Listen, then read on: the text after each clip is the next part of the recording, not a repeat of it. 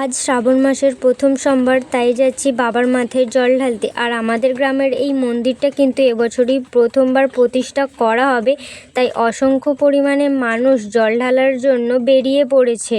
আর আমরা কিন্তু দামোদর নদী থেকেই জল নিয়ে ফিরে আসব। গঙ্গা দেবীকে প্রণাম করে এক ডুবে জল তুলে নিয়ে উঠে এলাম। এখন সবাই কিন্তু নদী থেকে জল নিয়ে একে একে সাবধানে উঠে পড়েছে।